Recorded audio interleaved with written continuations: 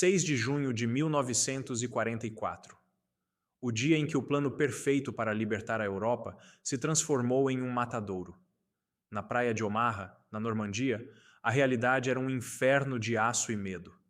O fogo das metralhadoras alemãs rasgava o ar, vindo de bunkers de concreto entrincheirados nos penhascos. Projéteis de artilharia abriam crateras na água e na areia, e os corpos dos primeiros homens a desembarcar já flutuavam na maré vermelha. No meio deste caos, às 7h30 da manhã, o brigadeiro-general Norman Cota, de 51 anos, entrou na água que batia na sua cintura. A 400 metros da praia, ele via o que nenhum general deveria ver. Seus soldados, homens treinados para o ataque, estavam paralisados. Agachados atrás de uma muralha precária, eles não se moviam. Não era hesitação, era terror absoluto. A maior força de invasão da história estava sendo aniquilada antes mesmo de conseguir lutar. Cada segundo que passava era uma nova onda de mortes. Tanques em chamas serviam como lápides improvisadas. O plano, tão cuidadosamente elaborado em salas seguras na Inglaterra, estava se desfazendo em tempo real, diante dos olhos de Cota. Para os homens encurralados na areia, a morte parecia ser a única saída. Para o general que estava na água, o fracasso era a única certeza. Diante do colapso total, quando as ordens não significam mais nada e a esperança está morta, o que um único homem pode fazer para mudar o destino de milhares? Antes de encontrar a resposta, é preciso entender como o plano perfeito os conduziu diretamente para esta armadilha mortal. O plano aliado era, em teoria, uma obra-prima de força bruta. A lógica parecia inabalável. Antes que um único soldado tocasse a areia, o poder de fogo combinado da marinha e da força aérea esmagaria as defesas alemãs. Seria uma equação de destruição em massa. 40 minutos de fúria naval, seguidos por 30 minutos de um tapete de bombas lançado por centenas de bombardeiros pesados. Acreditava-se que nada poderia sobreviver a tal ataque. Os bunkers seriam pulverizados, a artilharia silenciada, e os soldados alemães estariam mortos ou tão atordoados que não conseguiriam lutar. A infantaria americana, segundo o plano, simplesmente caminharia pela praia e tomaria seus objetivos. Mas do outro lado do Canal da Mancha, um homem havia previsto exatamente essa estratégia. O marechal de campo Erwin Rommel, a raposa do deserto, conhecia o poder de fogo aliado por experiência própria na África. Ele sabia que eles tentariam aniquilar suas defesas antes do desembarque, e ele preparou a praia de Omaha não apenas para resistir, mas para sobreviver e contra-atacar. Sob suas ordens, foram construídas fortalezas de concreto com paredes de quase 2 metros de espessura. Cada bunker foi posicionado para criar campos de tiro cruzados, garantindo que não houvesse um único ponto cego na praia. Barreiras de aço projetadas para rasgar o casco das embarcações e minas escondidas sob a areia completavam a armadilha. A ordem de Rommel era clara. A invasão deveria ser detida na linha da água. A guerra, para ele, seria decidida ali. E então, o plano perfeito dos aliados começou a se desintegrar. Para evitar a artilharia costeira alemã, os navios de guerra dispararam de uma distância segura, longe demais. A maioria de seus milhares de projéteis voou sobre as cabeças dos defensores e explodiu inofensivamente quilômetros para o interior. Em seguida, vieram os bombardeiros. Voando através de uma densa cobertura de nuvens, os pilotos não conseguiam ver seus alvos. Com medo de atingir as embarcações de desembarque que se aproximavam, cada bombardeiro adicionou alguns segundos de segurança antes de soltar sua carga. Esses segundos foram fatais. As 13 mil bombas caíram de 1 a 3 quilômetros para o interior, matando vacas, abrindo crateras em campos vazios e demolindo celeiros abandonados. Nenhum bunker alemão na praia foi sequer arranhado. A bordo das embarcações de desembarque, os soldados americanos não sabiam de nada disso. Sentindo as vibrações do bombardeio distante, eles acreditavam que o caminho estava sendo limpo para eles. Eles se preparavam para o desembarque, verificando seus equipamentos, com a certeza de que a resistência seria mínima. Eles estavam navegando em direção a uma fortaleza silenciosa, intacta e mortalmente preparada. As rampas das embarcações estavam prestes a baixar, e do outro lado, Cada metralhadora alemã, intocada e pronta, já estava mirando na água. Às 6h30 da manhã, o som metálico das rampas de desembarque baixando foi a sentença de morte para centenas de homens. Para a Companhia A do 116º Regimento, não houve chance de lutar. Eles desembarcaram diretamente na mira de um ninho de metralhadoras alemão.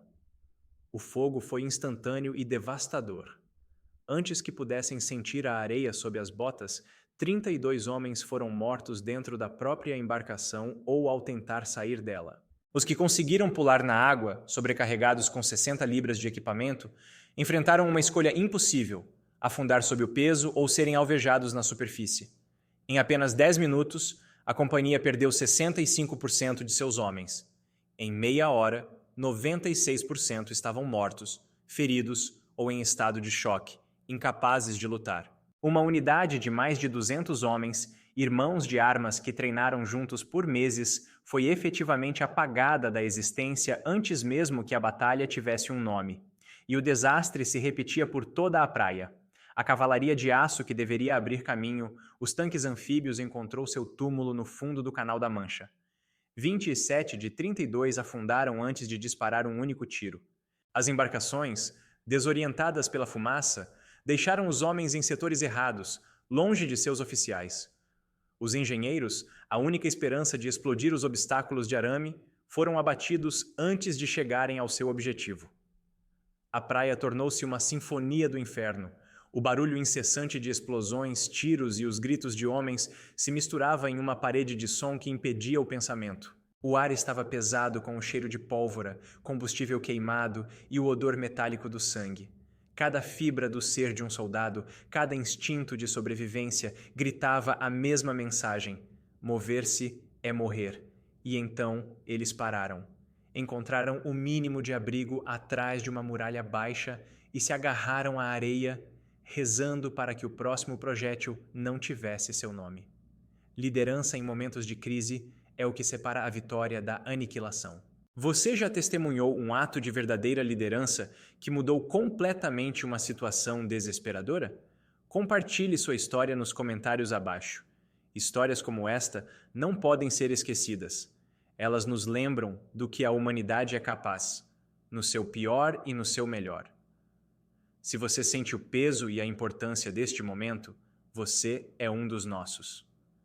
Apenas os escolhidos clicarão no botão vermelho de inscrição para garantir que essas vozes nunca se calem. Com o plano transformado em cinzas e a cadeia de comando quebrada, os sobreviventes estavam presos em um purgatório, com a morte vindo da frente e o mar os empurrando pelas costas. Mas no meio do inferno, uma figura se recusou a aceitar o fim. Ao pisar na praia, Norman Cota não viu um exército, mas os destroços de um. Seus olhos experientes escanearam a cena e confirmaram o desastre. Ele viu o exato momento em que engenheiros, heróis anônimos, tentavam deslizar um torpedo Bangalore sob o arame farpado. Era a única esperança de criar uma passagem, mas antes que pudessem armar o detonador, o fogo de uma metralhadora os ceifou. O longo tubo de metal, cheio com 85 libras de explosivos, ficou ali, inútil, um monumento à futilidade, enquanto dezenas de homens permaneciam presos atrás dele. Cota viu mais. Viu médicos, homens marcados com a cruz vermelha que deveria protegê-los, sendo alvejados deliberadamente enquanto tentavam socorrer os feridos. A Convenção de Genebra era apenas uma teoria distante. Ali, na areia de Omaha, não havia regras. Ele percebeu que o problema era mais profundo do que uma falha tática. O que ele testemunhava era um colapso psicológico em massa. Não era covardia. Era a reação natural de homens que viram seus amigos e líderes serem desintegrados em segundos. A mente humana simplesmente se desliga diante de tal horror. O treinamento, a disciplina, a doutrina militar, nada disso preparou ninguém para aquele nível de carnificina. O plano de invasão era um documento para soldados, não para homens cujos espíritos haviam sido quebrados. O que se faz quando o manual de guerra não tem uma página para descrever o inferno? Cota entendeu que gritar ordem seria inútil. Tentar reorganizar unidades que mal existiam seria impossível.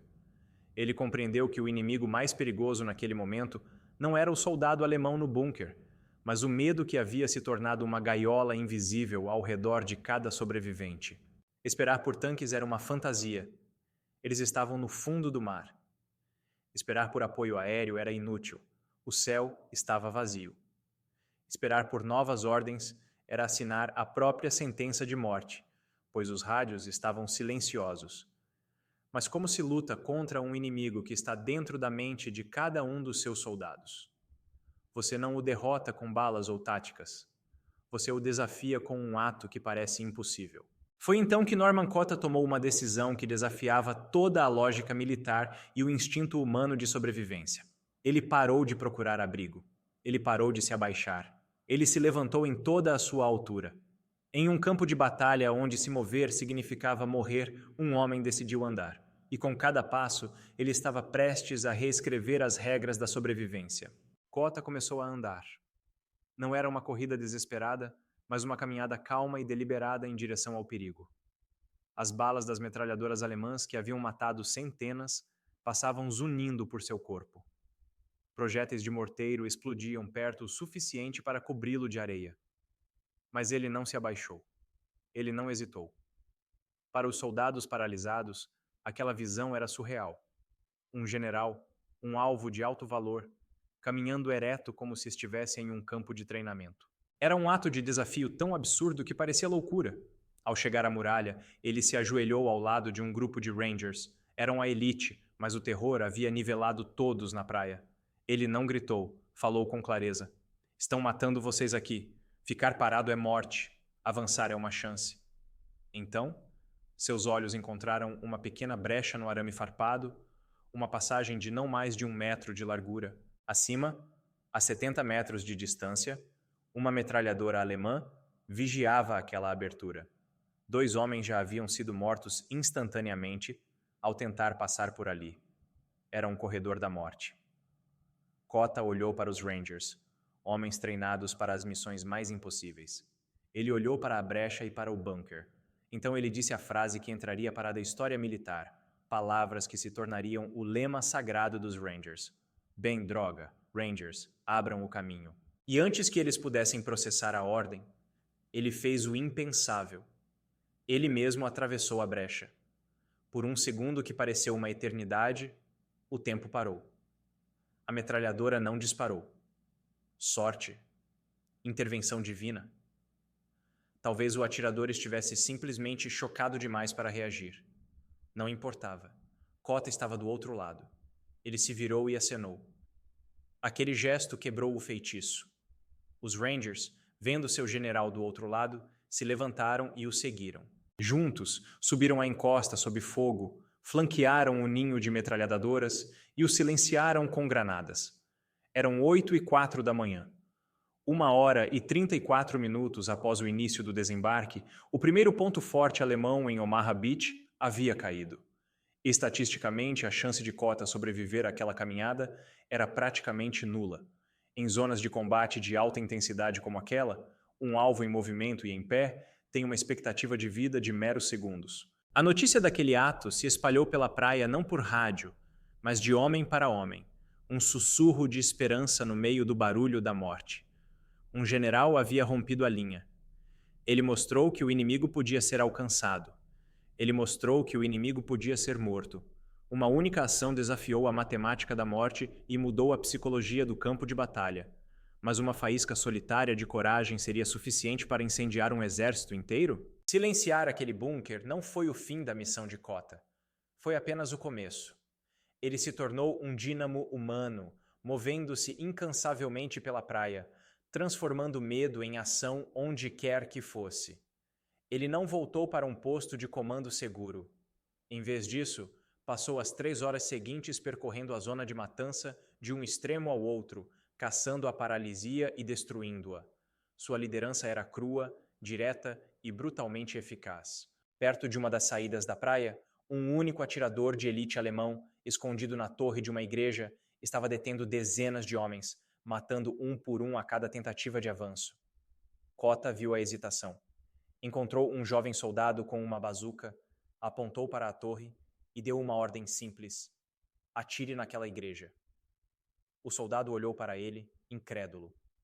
Destruir uma casa de Deus? Cota repetiu a ordem. O terceiro foguete atingiu o alvo. O atirador foi silenciado. A passagem estava livre. Mais adiante, ele encontrou os remanescentes da Companhia C, encolhidos atrás da muralha por mais de 90 minutos. Seu comandante estava morto. O segundo em comando, ferido. Eles eram órfãos no campo de batalha, esperando por uma ordem que nunca viria. Cota não fez um discurso inspirador. Ele agiu. Designou um sargento como novo líder, dividiu os homens em grupos de assalto e, sem uma palavra, começou a andar através de uma brecha que os engenheiros finalmente conseguiram abrir. Ele não olhou para trás para ver se o seguiam. Ele não precisava. A visão de um general caminhando sozinho em direção ao fogo inimigo era um comando mais poderoso do que qualquer ordem gritada. Eles o seguiram, porque a alternativa era esperar pela morte na areia. A presença de Cota mudou a química da praia. O medo que antes paralisava, agora se transformava em uma raiva focada. Soldados que minutos antes estavam rezando para não serem vistos, agora se levantavam e atiravam. Oficiais subalternos, vendo um general tomar decisões sob fogo sem informações perfeitas, perceberam que eles também podiam. A iniciativa, antes morta, renasceu. Pequenos grupos de homens, sem ordens de um quartel-general, começaram a se organizar. Um sargento liderava 5 homens por uma brecha. Um tenente juntava uma dúzia de estranhos para atacar um ninho de metralhadora. O ataque americano, antes um avanço frontal suicida e desorganizado, se transformou em algo muito mais perigoso para os alemães. Agora, eles não enfrentavam um exército, mas centenas de pequenos grupos de combate, infiltrando-se por pontos fracos, atacando por trás e pelos flancos. O campo de batalha organizado que os alemães haviam preparado se tornou um caos imprevisível. Do alto de seus bunkers, os comandantes alemães, que antes assistiam a um massacre ordenado, agora viam o inferno se virar contra eles. Homens que deveriam estar mortos estavam subindo as encostas, e o som da batalha estava cada vez mais perto.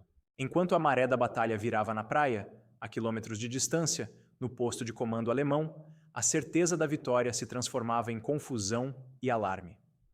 O coronel Ernst Gott, o arquiteto da defesa de Omaha, começou a receber relatórios que não faziam sentido.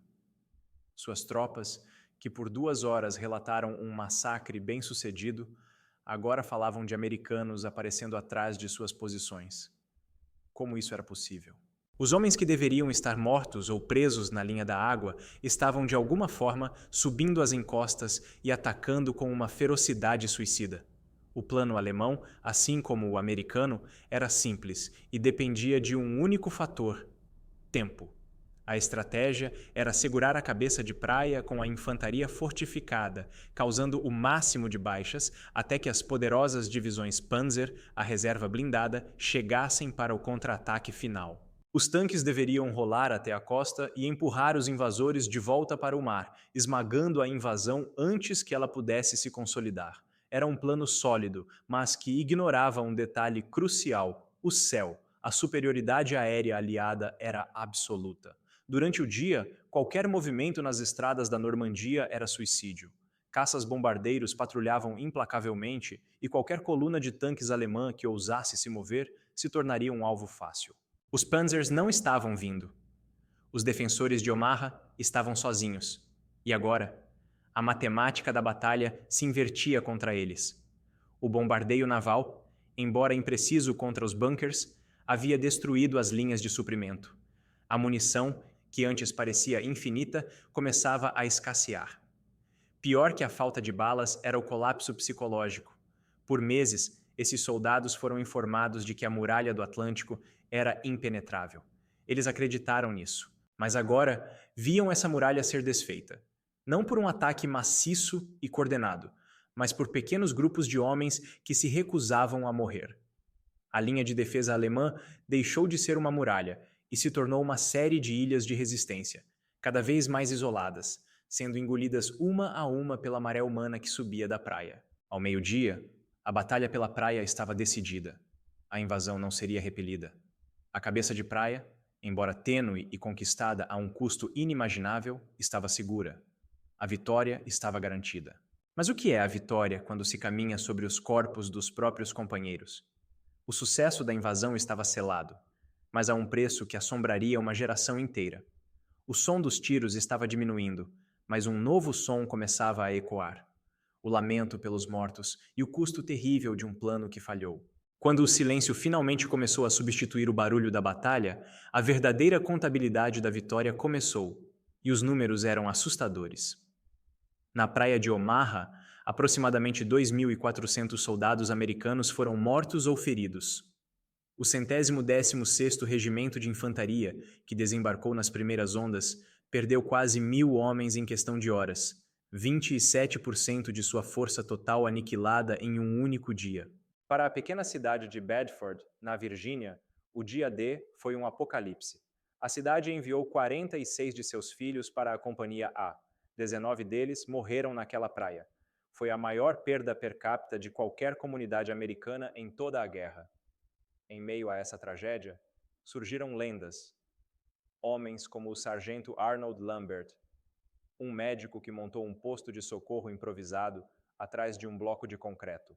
Por 14 horas ininterruptas, sob fogo constante, ele tratou mais de 300 feridos, salvando vidas com o pouco que tinha. E Norman Cota, o general que caminhou através do fogo, sobreviveu. Ele continuou a liderar da mesma forma, da linha de frente, durante o resto da guerra, inclusive na brutal Batalha do Bulge. Por sua bravura em Omaha, ele recebeu a Cruz de Serviço Distinto. Muitos de seus homens lutaram para que ele recebesse a Medalha de Honra, a mais alta condecoração da nação. Mas a burocracia militar decidiu que suas ações, embora heróicas, estavam dentro do escopo de seus deveres como general. Cota se aposentou discretamente, um herói cujo nome a maioria das pessoas nunca ouviu. A invasão da Normandia foi bem sucedida não por causa de um plano genial. O plano falhou de forma catastrófica. Ela teve sucesso porque, no momento mais sombrio, quando a lógica ditava a rendição ou a aniquilação, a natureza humana se revelou em sua forma mais teimosa e corajosa. Indivíduos, quando confrontados com a morte certa, escolheram avançar. Sargentos se tornaram generais, e um general se tornou um soldado na linha de frente, mostrando o caminho. A história de Omaha nos ensina que, às vezes, a única estratégia que resta é a simples recusa em desistir. Gostaríamos muito de saber sua opinião sobre o poder da liderança em momentos de crise. Deixe um comentário abaixo. Sua perspectiva é valiosa para a nossa comunidade. Se esta história o comoveu, por favor, curta o vídeo e inscreva-se no canal para nos ajudar a continuar contando essas narrativas esquecidas. A história de Norman Cota é a prova de que, no caos da guerra, a liderança não é sobre ter o plano perfeito, mas sobre ter a coragem de dar o primeiro passo no escuro.